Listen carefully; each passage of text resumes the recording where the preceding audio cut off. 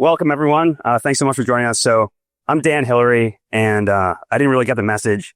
I kind of wrote a research report for all of you. So I'm going to get into the technicals of strategy. I'm going to talk about portfolio construction, and I'm just super excited to be here. And it's really all because of you. So thanks for being here. Your support means the world to us. So now I recognize this conference is a bit unconventional, and you're all here, and it makes me very proud. But I want to first show a slide of a traditional investment seminar, a scene probably familiar to many of you. And I want to contrast that with the True North investment webinar. And you can see Jeff in a McDonald's outfit and Grain in a motorcycle helmet. So this is what we're dealing with. This is who we are. In case the suits fooled you, this is where we got our start. So thank you. Okay, now I'm going to talk about how I got involved with the group, just over 30 seconds. And then I'll get into the defining equity, a Bitcoin bank, and portfolio construction. So I was studying to be an electrical engineer at Brown, and I was making leverage trades on MSTR, posting all my analysis on short form Twitter videos. I got this DM from a guy wearing a motorcycle helmet and said, please call me immediately with a phone number. So not really great internet safety terms, but I called the phone number and a guy with a thick New Jersey accent picked up.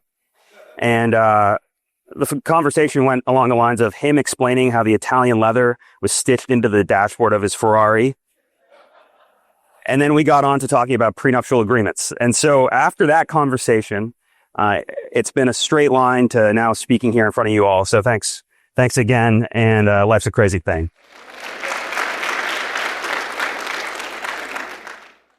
So most of us are comfortable with the idea that Bitcoin is decentralized and the security is created by energy. Thus, Bitcoin is both trustless and permissionless. Unlike Bitcoin, owning part of a corporation is 100% reliant on trust.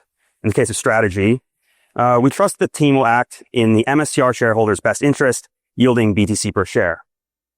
Understanding there's fundamentally a difference between these two things, spot Bitcoin and MSTR, let's broadly define an equity. So this definition was first brought to my attention during a True North live stream by Josh Mandel.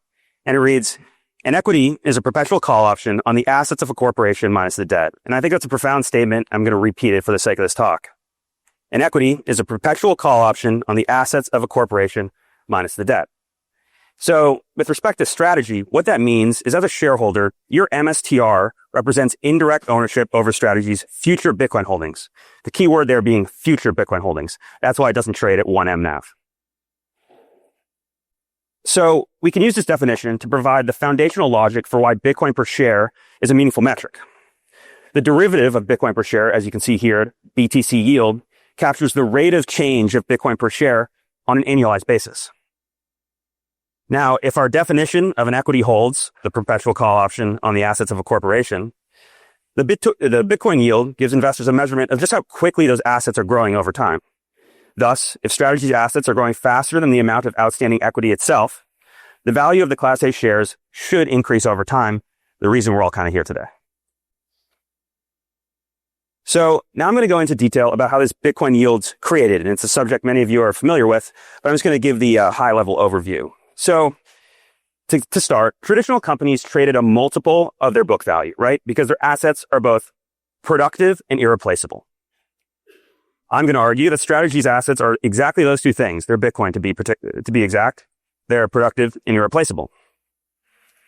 There are two markets into which Strategy can issue these products to generate this yield. First, there's the income market, which is constantly searching for over-collateralized, we've talked about a bit, high coupon products.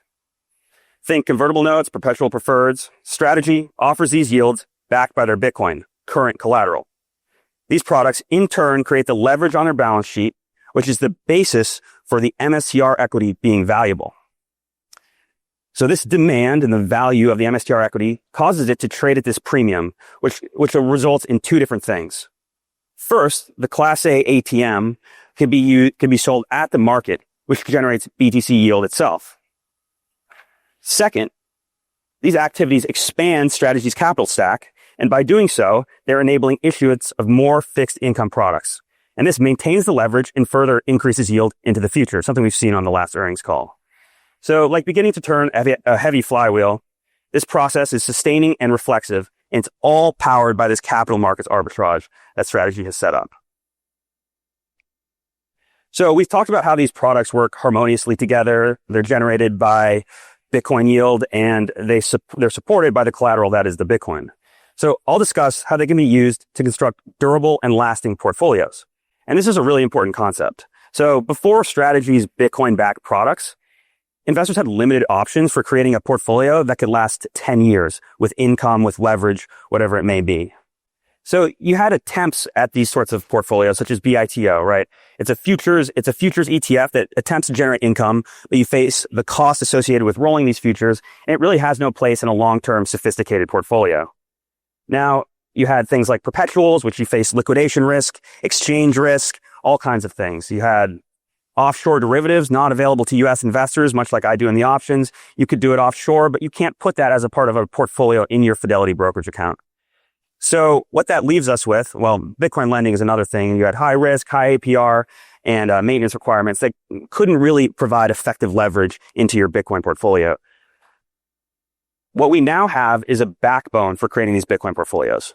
And that's made up of these four, what I believe to be the core products for a Bitcoin income or leverage portfolio. You've got Bitcoin, spot Bitcoin, or even an ETF if you so desire. MSTR, the equity, which is a perpetual leveraged Bitcoin equity. Strife, a Bitcoin-backed fixed coupon preferred, and Strike, MSTR convertible fixed coupon preferred.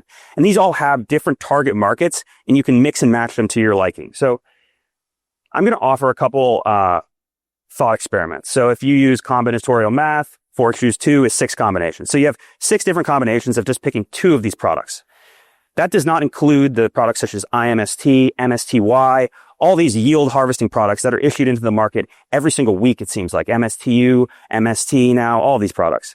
And then considering the fact that you can add as many of them or as few of them as you'd like, there's pretty much infinite portfolios you can create, right? You can adjustably weight each of them for a different risk return. It's the process of creating these portfolios is going to be very taxing, but you're going to be able to design exactly what you're looking for based on Bitcoin's price.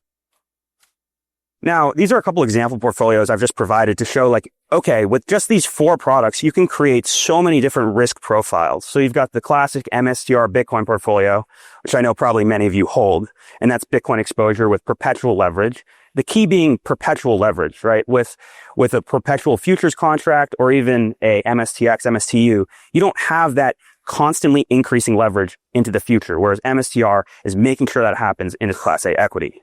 You've got Strife in Bitcoin, a perpetual fixed coupon associated with a Bitcoin portfolio. So you're not taking on any really directional MSTR risk, no leverage, but you do get that kind of bond-like structure.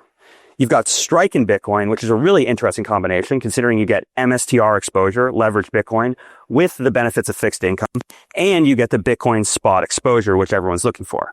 Now, finally, I proposed this last one, which is originally Joe Burnett's idea, and I think it's a really interesting way of looking at the intersection between the options market and the equities market. And so with a perpetual equity like Strike, you get exposure to MSTR, and you also get that fixed coupon.